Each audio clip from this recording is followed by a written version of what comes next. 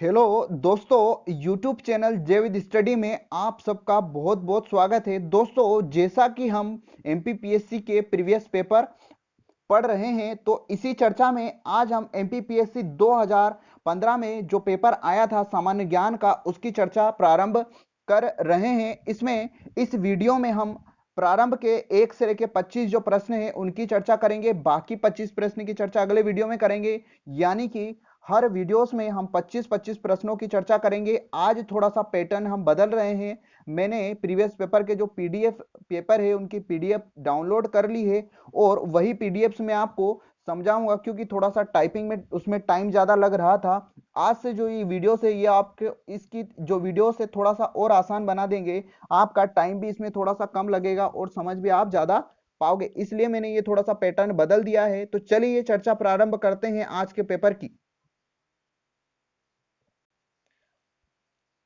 ये हमारे सामने एमपीपीएससी 2015 का सामान्य ज्ञान का जीएस का पेपर आ चुका है। दोस्तों, 2015 में पेपर आया था जो हमारे सामने है। देखिए, यहाँ पर 2 घंटे का पूरा पेपर रहता है और 200 मार्क्स का पेपर रहता है। तो चलिए देखते हैं इसके प्रश्नों को कि किस प्रकार प्रश्न यहाँ पर पूछे गए थे। तो प्रश्न फर्स्ट यहाँ पर आया था, वर्ल्ड इकोनॉमिक आउटलुक रिपोर्ट कौन जारी करता है?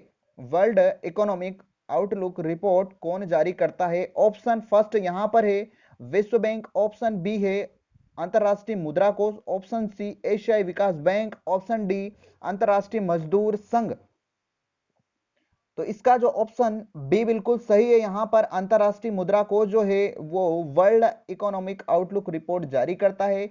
अंतरराष्ट्रीय मुद्रा कोष को आईएमएफ यानी कि इंटरनेशनल मॉनेटरी फंड कहा जाता है। इसकी स्थापना 27 दिसंबर 1945 में हुई थी और इसका हेडक्वार्टर, दोस्तों नोट कर लेना, वॉशिंगटन डीसी में है। आईएमएफ का मुख्यालय वॉशिंगटन डीसी में है। स्थापना 27 दिसंबर 1945 को हुई थी।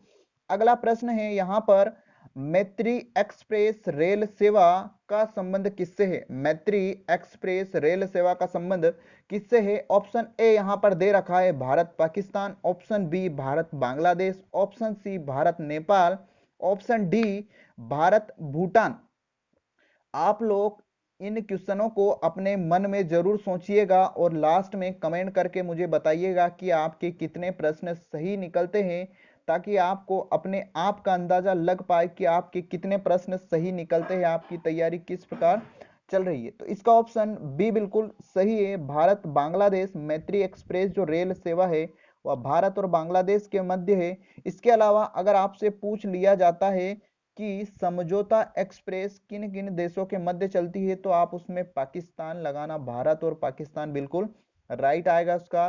तो मैत्री एक्सप्रेस भारत और बांग्लादेश के मध्य चलती है और समझौता एक्सप्रेस भारत और पाकिस्तान के मध्य चलती है। अगला प्रश्न यहाँ पर तीसरा है, ओडी किस देश की कार बनाने वाली कंपनी है?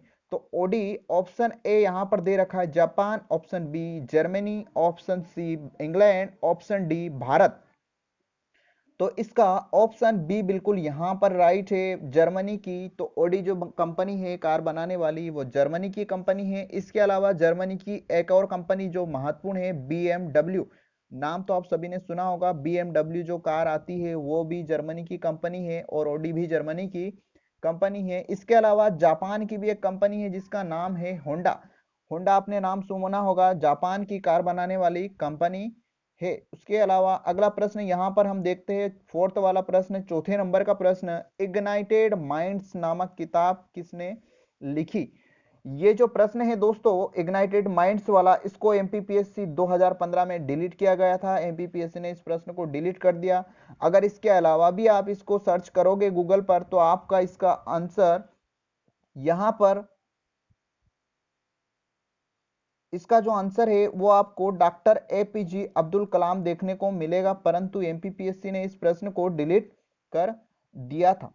अगला प्रश्न यहाँ पर फिफ्थ वाला प्रश्न है, मध्य प्रदेश की सरकार ने मातृ एवं शिशु स्वास्थ्य अभियान का ब्रांड एम्बेसडर किसे नियुक्त किया?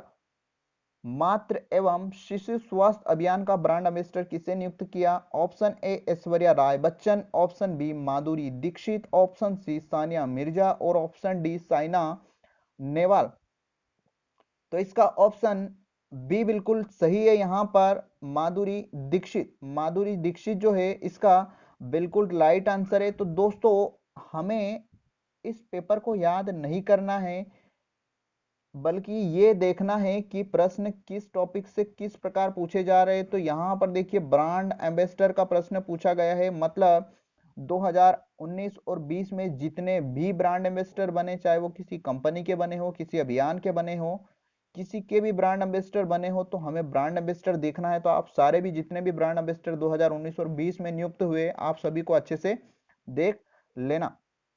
अगला प्रश्न यहाँ पर सिक्स वाला प्रश्न जो दे रखा है, यहाँ पर सिक्स वाला प्रश्न है, यू एंड मी अभियान किससे संबंधित है? यू एंड मी अभियान, ऑप्शन फर्स्ट हैजा से, ऑप्शन सेकंड डेंगू से, सी ऑप्शन यहाँ पर मलेरिया है, और डी ऑप्शन है एड्स से। तो इसका ऑप्शन बी बिल्कुल राइट है, डेंगू से। तो यू एंड मी जो अभियान होता है वो डेंगू से संबंधित है। इस डेंगू अब यू एंड मी जो अभियान है इसकी शुरुआत हुई थी 11 मार्च 2014 में। 11 मार्च 2014 में इस अभियान की शुरुआत हुई थी। अगला प्रश्न है, यहाँ पर देखते हैं, इंग्लिश वाला स्क्रॉल करना पड़ेगा, इंग्लिश में हम नहीं समझ जा रहे हैं, हम समझ रहे हैं हिंदी में। तो अगला प्रश्न है यहाँ पर सेवंत वाला, मध्य प्रदेश राज्य संग्रहालय भोपाल को पूर्व में किस नाम से जाना जाता था? तो दोस्तों मैं आपको बता दूं कि एमपीपीएससी में इस प्रश्न को भी डिलीट किया गया था। इस प्रश्न को एमपीपीएससी ने डिलीट कर दिया था, तो इस प्रश्न को हम छोड़ते हैं। अगला प्रश्न यहाँ पर 8th वाला प्रश्न है, शाहनामा लेखक कौन था? शाहनामा का जो लेखक था वो कौन था? ऑप्शन ए यहाँ पर उद्बी दे रखा है, option B Firdausi, option C Al Biruni, option D Barani. तो इसका आंसर बी बिल्कुल राइट है, फिरदौसी। तो शाहनामा के लेखक फिरदौसी। ये प्रश्न कई सारे एग्जाम ने पूछ लिया है दोस्तों, तो आप इस प्रश्न को बिल्कुल मस्त या अच्छे तरीके से पढ़ लीजिए। अगला प्रश्न यहाँ पर 9th वाला, संस्कारों की कुल संख्या कितनी है? संस्कारों की कुल संख्या कितनी है? Option A 10, option B 12, option C 15, option D 16। तो संस्कारों की जो संख्या है वो 16 है। संस्कारों की संख्या 16 है। कई बार आपने इस प्रश्न को सुना होगा कि 16 संस्कार होते हैं। अगला प्रश्न यहाँ पर 10 वाला प्रश्न है, अभिलेखों में किस शासक का उल्लेख प्रियदर्शी या देवानाम प्रिय के रूप में किया गया है? प्रियदर्शी या देवानाम प्रिय। ऑप्शन ए यहाँ पर चंद्रगुप्त मौर्य है, option B Ashoka, option C Samudragupta, option D Harshavardhana. तो इसका आंसर बी बिल्कुल यहाँ पर सही है, अशोक जो है इसका अभिलेखों में नाम प्रियदर्शी और देवानाम प्रिय मिलता है। और पुराणों में अगर पूछ ले तो अशोक का नाम पुराणों में अशोक वर्धन देखने को मिलेगा आपको, अशोक वर्धन। अगला प्रश्न है यहाँ पर 11th वाला प्रश्न, इंडिका का लेखक कौन था? इंडिका का लेखक कौन था? Option A Plutarch, option B Justin, option C Herodotus, option D Megasthenes. तो इसका आंसर डी बिल्कुल सही है, ऑप्शन यहाँ पर मेगास्थनीज। मेगास्थनीज जो है इंडिका के रचिता है। ये प्रश्न भी कई बार अलग अलग एग्जाम्स ने पूछ चुके हैं कि इंडिका के रचिता कौन है। अगला प्रश्न है यहाँ पर 12 वाला, रेगुलेटिंग एक्ट किस वर्ष पारित किया गया था? तो रेगुलेटिंग एक्ट ऑप्शन ए यहाँ पर दे रखा है 1753, option B 1757, option C 1764, option D 1773। तो यहाँ पर इसका ऑप्शन डी बिल्कुल राइट है। रेगुलेटिंग एक्ट जो आया था वो 1773 में आया था, 1773 में आया था। इस एक्ट की अगर हम प्रमुख बातों की चर्चा करें तो ये जो एक्ट है इसमें कंपनी का जो शासन था उस पर संसदीय नियंत्रण हो गया था। मतलब जो कंपनी के शासन पर संसदीय नियंत्रण हो गया था, मतलब ईस्ट इंडिया जो कंपनी थी उस पर इंग्लैंड यानी ब्रिटेन की जो संसद थी उसका नियंत्रण हो गया था। और दूसरी महत्वपूर्ण बात इसकी जो थी वो थी कोलकाता में एक सुप्रीम कोर्ट की स्थापना हो गई थी। कोलकाता में एक सुप्रीम कोर्ट की स्थापना हो गई थी। अगला प्रश्न है, विलियम बेंटिक द्वारा सती प्रथा किस वर्ष समाप्त की गई? विलियम बेंटिक द्वारा सती प्रथा किस वर्ष समाप्त की गई थी? तो इसका ऑप्शन ए यहाँ पर है 1825 ईस्वी, ऑप्शन बी 1827 ईस्वी, ऑप्शन सी 1829 ईस्वी और ऑप्शन डी 1830 ईस्वी। तो इसका ऑप्शन सी बिल्कुल राइट है। यहाँ पर 1829 में विलियम बेंटिक ने सती प्रथा को समाप्त कर दिया था। और एक प्रश्न और पूछा जाता है कि सती प्रथा के अंत में महत्वपूर्ण योगदान हमारे भारतीय व्यक्ति में किसका होता है, तो नाम आता है राजा राम मोहन राय। तो राजा राम मोहन राय की मदद से विलियम बेंटिक ने एक कानून बनाकर इस प्रथा को समाप्त कर दिया था। तो 1829 में समाप्त किया था। राजा राम मोहन राय का इसमें बहुत महत्वपूर्ण योगदान है। उस समय भारत का जो वायसराय था वो था लॉर्ड विलियम बेंटिक। अगला प्रश्न यहाँ पर है 14 वाला प्रश्न, कौन सा मुगल बादशाह रंगीला के नाम से जाना जाता है? फर्रुख खसियर, ऑप्शन बी रवि उद दराजत, ऑप्शन सी मोहम्मद शाह और ऑप्शन डी रफी उद दौला। तो इसका आंसर सी बिल्कुल राइट है, मोहम्मद शाह। मोहम्मद जो शाह है वो रंगीला बादशाह या रंगीला के नाम से जाना जाता था। अगला प्रश्न है, गुरु नानक ने अपना उत्तराधिकारी किसे नियुक्त किया था? गुरु नानक ने अपना उत्तराधिकारी किसे नियुक्त किया था? ऑप्शन ए यहाँ पर दे रखा है रामदास, ऑप्शन बी गुरु अमरदास, ऑप्शन सी गुरु हर राय, ऑप्शन डी गुरु अंगद। तो इसका ऑप्शन डी बिल्कुल राइट है। यहाँ पर गुरु अंगद, गुरु अंगद जो है वे गुरु नानक के उत्तराधिकारी थे। तो गुरु नानक जो है वो सिखों के प्रथम गुरु थे, उसके बाद इनके उत्तराधिकारी गुरु अंगद आए, तो ये सिखों के द्वितीय गुरु हो गए। अगर इनके प्रारंभिक नाम की बात आती है तो इनका प्रारंभिक नाम था लहना। गुरु अंगद का प्रारंभिक नाम था लेहना।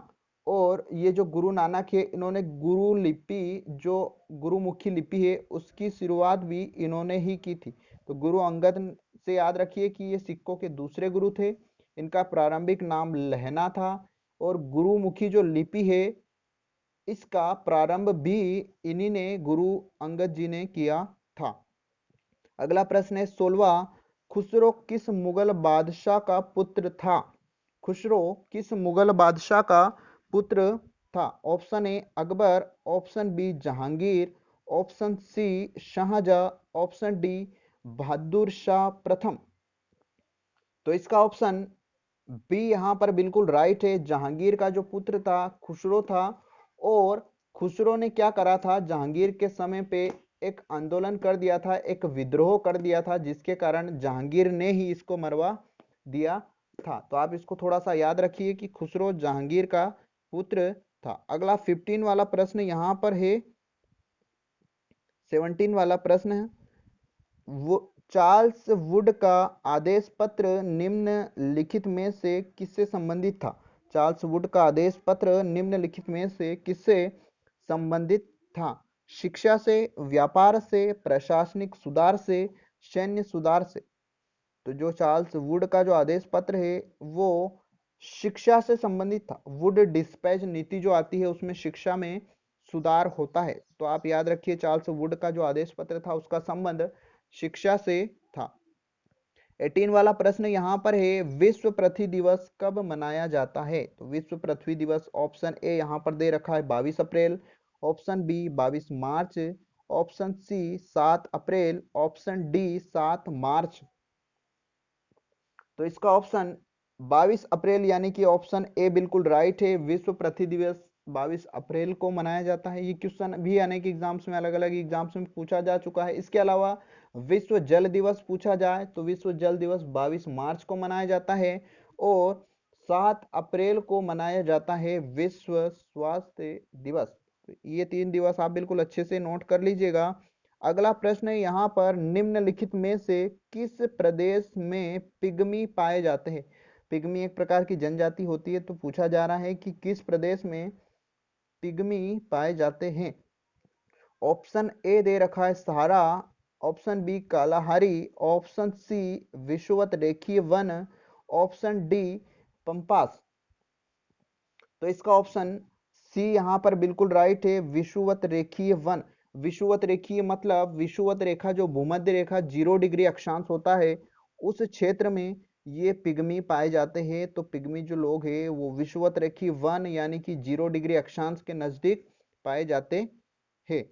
अगला प्रश्न यहाँ पर 20 वाला है, ग्रेट बैरियर रीफ कहाँ पर स्थित है? ग्रेट बैरियर रीफ कहाँ पर स्थित है? ऑप्शन ए प्रशांत महासागर, ऑप्शन बी हिंद महासागर, ऑप्शन सी भूमध्य सागर, ऑप्शन डी अटलांटिक महासागर। तो इसका ऑप्शन यहाँ पर ए बिल्कुल राइट है, प्रशांत महासागर। ग्रेट बैरियर रीफ जो है प्रशांत महासागर में पाई जाती है। और ये जो ग्रेट बैरियर रीफ है, अगर आप मैप में इसको देखना चाहो तो आप ऑस्ट्रेलिया का जो पूर्वी तटीय क्षेत्र है वहां पर देखना तो आपको ग्रेट बैरियर रीफ देखने को मिलेगी ऑस्ट्रेलिया के पूर्वी तटीय क्षेत्र में। और ये जो है एक मूंगे नामक जीव की एक चट्टान होती है, मूंगे की चट्टान, जिसे हम ग्रेट बैरियर रीफ कहते हैं। तो आप ऑस्ट्रेलिया के पूर्वी क्षेत्र में देखिए तो आपको मिलेगा ग्रेट बैरियर रीफ। अगला प्रश्न यहाँ पर 21 वाला, अल्फा अल्फा है, अल्फा अल्फा है। ऑप्शन ए एक प्रकार की घास, ऑप्शन बी एक जनजाति, ऑप्शन सी एक पशु, ऑप्शन डी एक नगर। तो जो अल्फा अल्फा है ये प्रश्न 2015 में आया है, तो आप इसको बिल्कुल अच्छे से पढ़ लीजिए। तो अल्फा अल्फा जो है वो एक प्रकार की घास, क्या है? एक प्रकार की घास है। तो इसका ऑप्शन ए यहाँ पर बिल्कुल राइट है। अगला प्रश्न देखते हैं, 22वां प्रश्न है, ओजोन परत को सर्वाधिक नुकसान पहुंचाने वाले प्रदूषक है। ओजोन परत को सर्वाधिक नुकसान पहुंचाने वाले प्रदूषक है। Option A hydrocarbon, option B carbon dioxide, option C nitrous oxide, option D chlorofluorocarbon. तो इसका ऑप्शन डी यहाँ पर बिल्कुल राइट है, क्लोरोफ्लोरो यानी कि CFC। CFC जो है वो ओजोन परत को क्षरण पहुंचाने का काम करती है।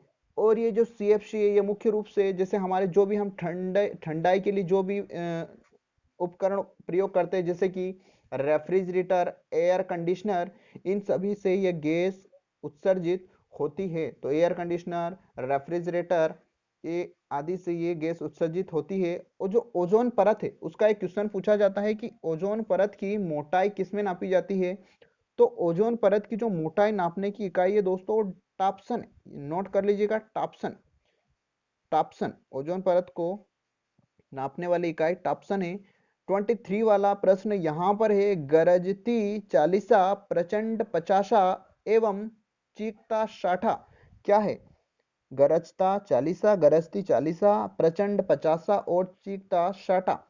ऑप्शन ए समुद्री तूफान, ऑप्शन बी दक्षिणी गोलार्ध में पश्चिमी पवने, ऑप्शन सी उत्तरी गोलार्ध में पश्चिमी पवने, ऑप्शन डी प्रशांत महासागरीय धाराएं। इसका ऑप्शन बी यहाँ पर बिल्कुल राइट है, दक्षिणी गोलार्ध में पश्चिमी पवने। दक्षिणी गोलार्ध में जो पश्चिमी पवने चलती है उनको गरजती चालीसा, प्रचंड पचासा और चीखता साठा कहा जाता है। अगला प्रश्न यहाँ पर 24 वाला प्रश्न है, निम्नलिखित में से कौन सा विश्व का कॉफी बंदरगाह कहलाता है? विश्व का कॉफी बंदरगाह। Option A Sao Paulo, option B Santos, option C Rio de Janeiro, option D Buenos Aires. तो इसका ऑप्शन बी यहाँ पर बिल्कुल राइट है, सेंटोस। सेंटोस जो है वो विश्व का कॉफी बंदरगाह कहलाता है। सेंटोस इसका बिल्कुल राइट आंसर है। दोस्तों ब्राजील जो है वो विश्व में सर्वाधिक कॉफी उत्पादन करने वाला देश है, तो आप याद रखिए। और विश्व का कॉफी बंदरगाह जो है वो सेंटोस बंदरगाह है। लास्ट प्रश्न है आज का 25 प्रश्न, समान वर्षा वाले क्षेत्र को जोड़ने वाली रेखा कही जाती है। समान वर्षा वाले क्षेत्र को जोड़ने वाली रेखा कही जाती है। Option A isobar, option B isohyet, option C isotherm, option D isohaline. इसका ऑप्शन बी बिल्कुल यहाँ पर राइट है, आइसोहाइट। आइसोहाइट समान वर्षा वाले क्षेत्र को जोड़ने वाली एक रेखा है। तो दोस्तों ये प्रश्न हो गए 2015 के प्रीवियस पेपर के 25 प्रश्न। आपको ये वीडियो कैसा लगा आप कमेंट करके जरूर बताना। और आज का ये जो मैंने थोड़ा सा पैटर्न चेंज करा है प्रश्नों को आपको दिखाने का, तो ये पैटर्न आपको कैसा लगा ये भी आप कमेंट करके जरूर बताना। चलिए मिलते हैं अगले 25 प्रश्नों के साथ अगले वीडियो में। जय हिंद, जय भारत।